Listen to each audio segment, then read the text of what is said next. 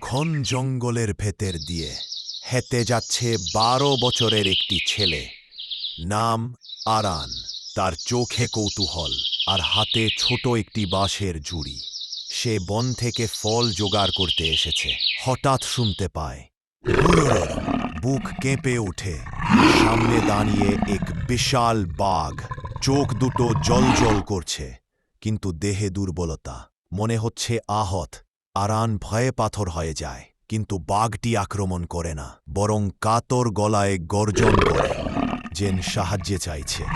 Aran ধীরে ধীরে কাছে যায়। দেখে বাঘের থাবায় কাঁটা ঢুকে গেছে। পা কাঁপছে। আরান ফিসফিস করে, ভয় পাস না, আমি কিচ্ছু করব না।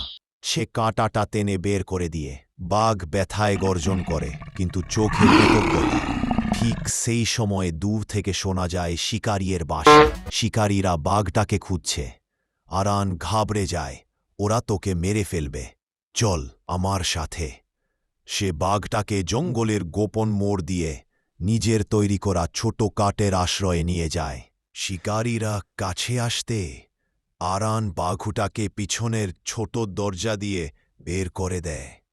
বাঘ একবার আরানের দিকে তাকায়, গভীর, নরম, নিরাপদ দৃষ্টি। মনে হয় বলছে, তুই আজ আমার জীবন বাঁচালি। বাঘ গা নিচু করে আরানের গায়ে মাথা ঘষে, এ যেন তার ধন্যবাদ। তারপর ধীরে ধীরে আবার জঙ্গলের গভীরে মিলিয়ে যায়। সূর্য ডুবে গেলে আরান বাড়ি ফেরে। তার মনে একটাই অনুভূতি, সে আজ একটা ভয়ঙ্কর প্রাণীকে নয়, একজন বন্ধুকে বাঁচিয়েছে। ওই দিনের পর আরান প্রায়ই জঙ্গলে যায়।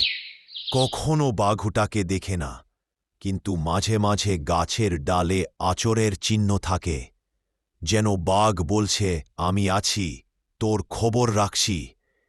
এভাবেই ভয় থেকে শুরু হওয়া মুহূর্তটা পরিণত হয় এক ছেলেকে আর এক বাঘের অবিশ্বাস্য বন্ধুত্বে।